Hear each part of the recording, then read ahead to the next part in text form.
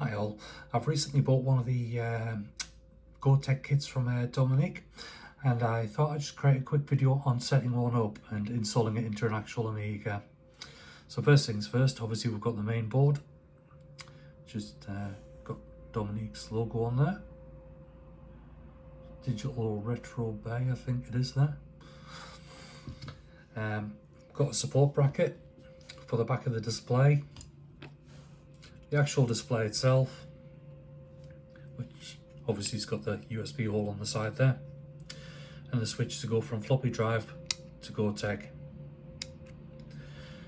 Now on the back of this, there's a ribbon connector. So what we need to do is take the supplied ribbon. If it doesn't work, you can always swap this ribbon over to the other way. So yeah, what we need to do is on here, there's a couple of little tabs. So if you just push those down,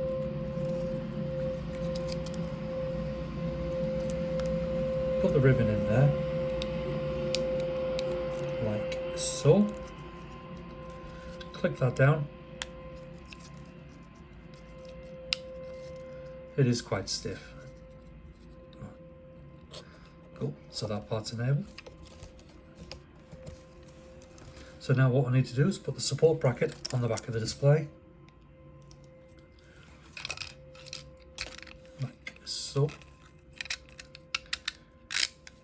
That just pushes in, press it up, and that's your display connected. Now what we need to do now is install it into the actual Amiga. Okay, so now for the Amiga part.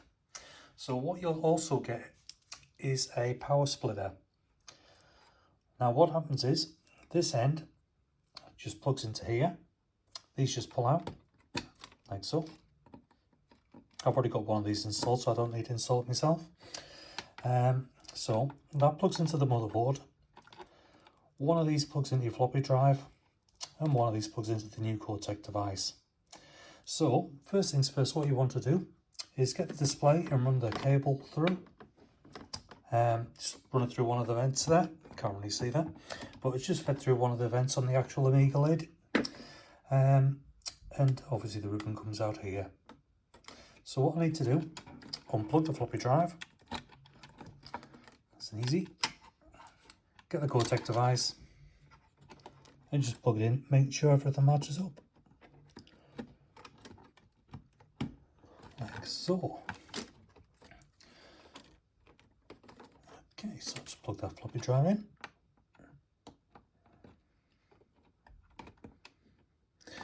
Now one thing I will say is on some of these cables there's a little white plug on the connector.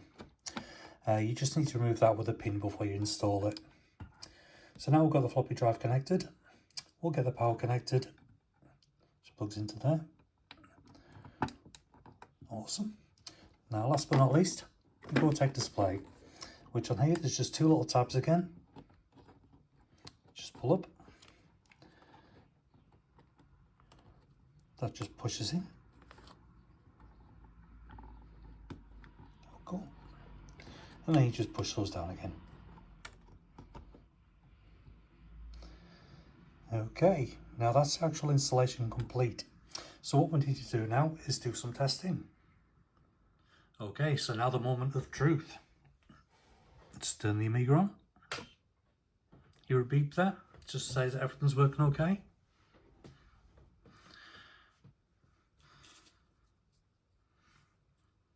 Now as far as I'm aware, this is the only solution available to keep an actual floppy drive and use a Gotek at the same time. So what I'm going to do is plug my USB stick in the side there. One thing I like about these is you've got an inbuilt speaker, so you can actually hear it ticking, even though it's pretending to be a disk drive. So I'll just install my USB stick. Not quite sure what I've got on this one, so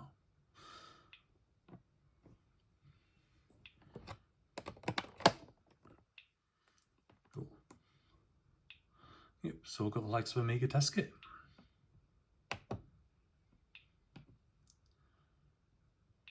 And the ADF. Awesome. Now from here, you can flick the switch back to your normal disk drive. So you probably can hear that clicking away in the background.